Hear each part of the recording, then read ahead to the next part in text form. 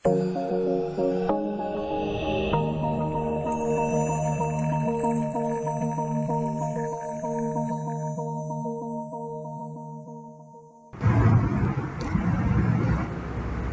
Assalamualaikum warahmatullahi wabarakatuh. Selamat pagi semuanya. Salam budi luhur. Bertemu lagi dengan saya, Reza Budi Perkasa, di video perkuliahan mata kuliah Desain dan Analisis Algoritma, pertemuan ke-12 yang akan membahas tentang strategi berbasis pencarian pada state space. Nah, jadi minggu kemarin kan kita udah ngebahas nih tentang strategi solusi langsung.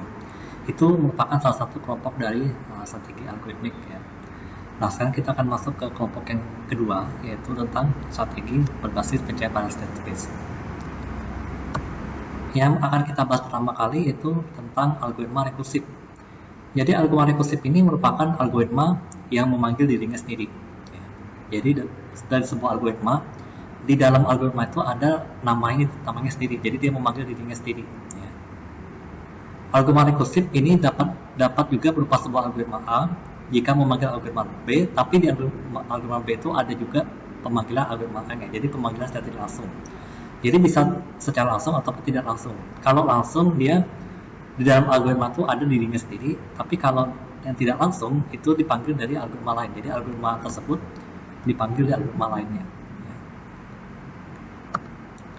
Nah, sifat dari algoritma rekursif adalah memiliki kasus sederhana yang dapat langsung disederhanakan, atau nama lainnya adalah base case.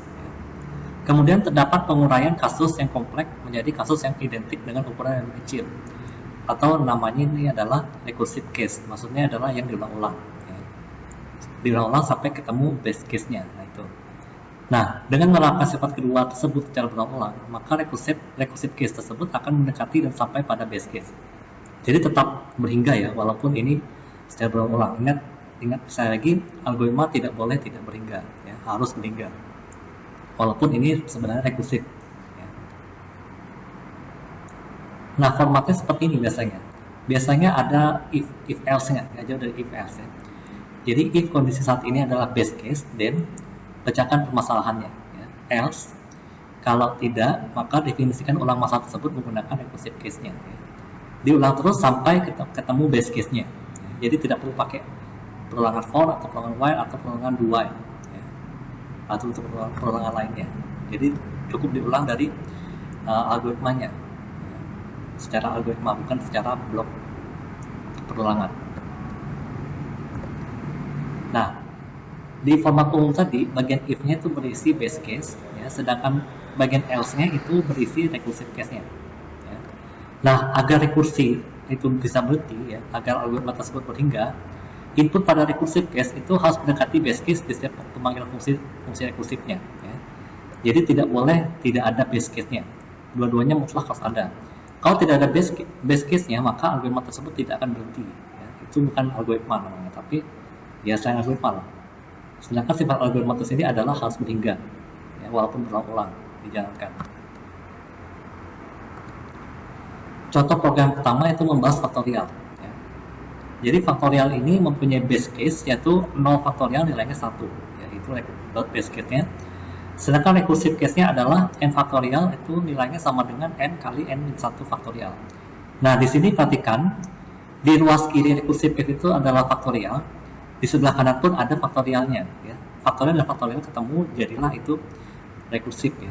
Nah, recursive case ini akan diulang hingga n-nya mencapai nilai 0 yang merupakan base case-nya.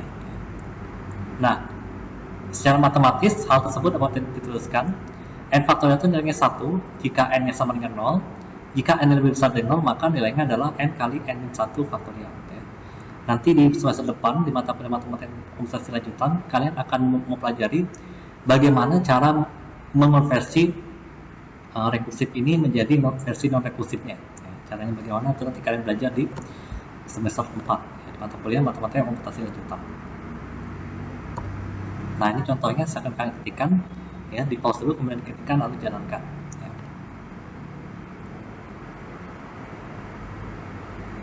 Nah, jadi diperhatikan ya, ini nama fungsinya adalah faktorial ya. Faktorial, kemudian di definisi fungsinya itu ada lagi faktorial ya, dimana definisinya adalah faktorial itu sendiri ya. Jadi diulang terus sampai ketemu n-nya sama dengan 0 ya. Itu caranya. Jadi recursive case itu akan dijalankan terus sampai ketemu base case. Itu tetap berhingga. Kemudian contoh kedua adalah program untuk menentukan bilangan Fibonacci. Fibonacci ini juga merupakan recursive. Base case-nya kalau fungsi bilangan Fibonacci ini ada dua, yaitu F1 itu 1 dan F2 itu 1. Jadi kalau udah ketemu N-nya kurang dari 1 sama dengan 2, maka stop. Kemudian recursive case-nya adalah Fn sama dengan Fn-1 plus Fn-2. Jadi Fn-1 tambah Fn-2. Diulang terus sampai N-nya bernilai 2. Nah, secara matematis, hal tersebut juga dapat dituliskan sebagai berikut. Fn itu nilainya 1 kalau N-nya 1 atau 2. Dan kalau N-nya lebih besar dari 2, maka nilainya adalah Fn-1 plus ada Fn-1 tambah Fn-2. Kalau N-nya lebih besar dari 2. Seperti itu. Nah, ini programnya, silakan di pause kemudian ketikkan, lalu coba jalankan.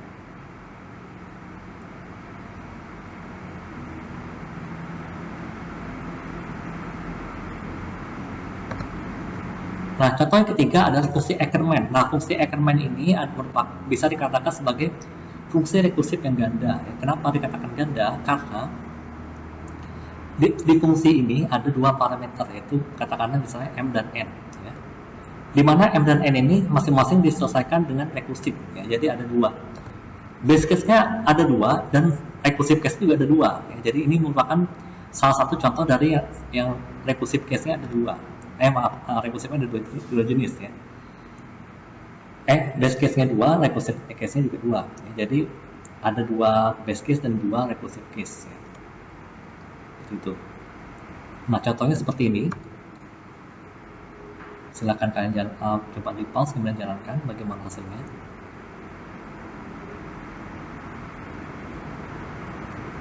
Nah, mungkin kalian agak bingung, Pak, kenapa kalau MN-nya, padahal MN-nya kecil loh padahal Pak, tapi kok dia langsung error gitu tiba-tiba jalankan. Itu bukan error dari codingannya, tapi itu merupakan error karena stack memori, kebutuhan memorinya sudah full, memorinya sudah full, makanya dia tidak bisa menjalankan, walaupun M dan N-nya kecil. Saya sudah nyoba kemarin ya, dengan M dan N yang kecil sekalipun, dia bisa jadi dia tidak bisa memprosesnya, karena alasannya adalah memori penuh. Terus cara mau mengatasi memori penuh itu bagaimana? Saya mau mengetahui hasilnya saja, biarpun lama nunggunya mau sampai sehari semalam juga nggak apa-apa lah.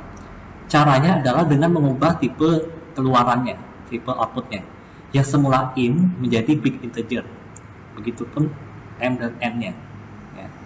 M dan N ini boleh berubah jadi big integer atau tetap int, tapi big integer tidak akan saya bahas karena big integer itu dia memuat bilangan yang ketelitiannya sampai tidak terhingga, tidak terbatas. Yang membatasinya hanya dari memori komputer saja. Kalau ini dia tetap terbatas karena ini batasnya adalah, sudah saya bilang di awal sebelum UTS, yaitu hanya 32 bit. Lebih dari 32 bit maka dia akan overflow.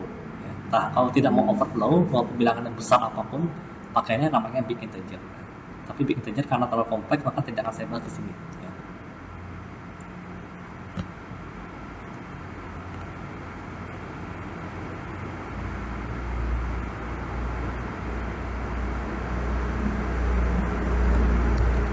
Nah, algoritma kedua yang masih masuk dalam algoritma kelompok ini adalah algoritma backtracking. Jadi algoritma backtracking ini merupakan algoritma yang berbasis DFS. DFS ini maksudnya adalah depth first search. Jadi kalau kalian kuliah kecerdasan tiruan pasti kalian tahu yang namanya depth first search ya. Untuk mencari solusi persoalan secara lebih mampus. Dia tidak perlu memeriksa semua kemungkinan solusi yang ada. Nah, yang perlu dipertimbangkan cukup pencarian mengarah ke solusi saja. Jadi tidak perlu solusi yang lainnya. Tidak perlu pencarian lainnya, cukup pencarian kira-kira dekat ke solusi saja. Nah, algoritma ini banyak diterapkan dalam permainan komputer ya, atau game, dan masalah lainnya pada bidang AI. Yang penting AI itu kecerdasan tiruannya atau kecerdasan buatannya. Yang penting ada AI-nya. Nah, properti umum dari algoritma backtracking itu ada solusi persoalannya. Ini biasanya dinyatakan dalam bentuk vektor n-tuple. N-tuple katakanlah misalnya x ya, di mana x itu anggotanya adalah dari x1 sampai xn, di mana xi itu adalah himpunan dari si. Tapi ada kemungkinan bahwa s1 itu sampai sn itu sama. ada kemungkinan sama. Kemudian ada fungsi pembagi nilai TK untuk XK-nya. Kemudian ada fungsi pembatas atau fungsi kriteria. Ya. Ini dinyatakan sebagai B, X1 sampai XK. Ya. Nah, yang dicari solusinya adalah menentukan apakah X1 sampai XK itu mengarah ke solusi. Jadi itu penyelesaiannya. Ya. Jadi sebenarnya algoritma ini mencari solusi atau tidak. Ya. Seperti itu. Nah, prinsip pencarian solusi dengan menggunakan algoritma backtracking ini adalah dicari dengan membentuk lintasan dari root ke leaf. Ya. Jadi kayak ini, kayak root ya, root kayak tree ya, kayak pohon. Dia mengikuti aturan DFS atau depth first search. Kemudian ada ketentuan bahwa simpul-simpul sudah dalam petik dilahirkan itu namanya live node. Ya. Kemudian live node itu yang sudah diperluas namanya adalah inode atau kepanjangannya adalah expand node. Kemudian setiap inode itu diperluas, maka lintasan yang dibangun akan bertambah panjang. Ya. Nah, jika lintasan tersebut tidak mengarah ke solusi, maka inode tersebut akan di-kill sehingga menjadi dead node. Ya. Kemudian fungsi untuk melakukan kill terhadap inode adalah fungsi pembatas. Ya. Dan yang ketiga adalah dead node itu tidak akan pernah diperluas lagi. Kan? Namanya juga sudah mati, ya. Jadi tidak boleh lagi diperluas. Ya. Nah, yang masih hiduplah yang boleh diperluas, ya, seperti itu. Nah, jika pembentukan lintasan berakhir dengan dead node, maka proses pencarian itu diteruskan dengan membangkitkan simpul anak yang lainnya. Jadi, kalau masih ada anak lainnya, maka diteruskan. Tapi kalau nggak ada lagi anak, maka buntu, ya, karena tuh dead node tidak boleh lagi diperluas. Ya. Nah, kalau tidak ada lagi simpul anak yang dapat dibangkitkan, maka pencarian solusi ini dilanjutkan dengan melakukan backtracking ke live node terdekat atau simpul parent akan menjadi inode yang baru. Jadi ketika anaknya habis, maka dia akan naik tingkat dulu, ya. Naik tingkat dan dicoba diperluas, kalau bisa maka lanjutkan. Ya. Nah, pencarian dihentikan kalau telah ditemukan solusi atau tidak ada lagi live node untuk backtracking. Jadi dia maju, kemudian kalau tidak bisa maju maka dia akan mundur. Ya, seperti itu. Kalau tidak bisa lagi mundur, maka stop. Ya. Bisa jadi ada solusinya, bisa jadi tidak ada. Ya, seperti itu. Contoh persoalannya adalah tentang pada permainan catur, yaitu persoalan n queen problem, ya, atau permasalahan n menteri. Ya. Queen itu menteri maksudnya. Kalau di catur, queen itu menteri, atau kalau bahasa bebasnya adalah ratu. Kalau kalian mungkin lebih menyebutnya ke menteri. Ya. Diberikan sebuah papan catur, ukurannya adalah n kali n, dan sejumlah ratu atau menteri atau queen. Ya. Permasalahannya adalah bagaimana cara menempati seluruh queen sehingga tidak ada dua atau lebih queen yang terletak pada baris, kolom, atau diagonal yang sama. Ya, seperti kalian tahu ya, bahwa queen itu geraknya bebas, ya. Bisa horizontal, bisa vertikal, ataupun bisa diagonal dengan jumlah langkah berapapun. Nah, masalahnya adalah bagaimana agar setiap queen itu tidak bertemu satu sama lain di path-nya, di jalurnya, jalur pergerakannya. Ya. Nah, contoh solusi untuk papan catur yang ukurannya adalah 8x8 dan juga 8 buah koin, itu bisa dilihat di gambar itu. Ada dua kemungkinan solusi, tapi saya bukan cuma dua ini aja. Kalau saya yakin kan cuma dua ini aja. Bisa jadi ada lebih banyak solusinya. Ya. Tapi sayangnya mohon maaf, ini tidak ada, saya tidak menemukan contoh programnya. Ya. Belum memuaskan saya ya, karena takutnya kalian nggak paham. Ya. Makanya saya tidak sertakan contoh programnya. Kalau kalian ketemu, silahkan kalian coba ketikkan dan jalankan sendiri. Oke, jadi pertemuan kalian cukup sekian. Ya, sampai jumpa lagi di pertemuan berikutnya. Mohon maaf kalau ada salah-salah kata. Saya Ida Berkasa, mohon undur diri dulu. Sampai jumpa di pertemuan berikutnya. Assalamualaikum warahmatullahi wabarakatuh. Salam undur diri dulu.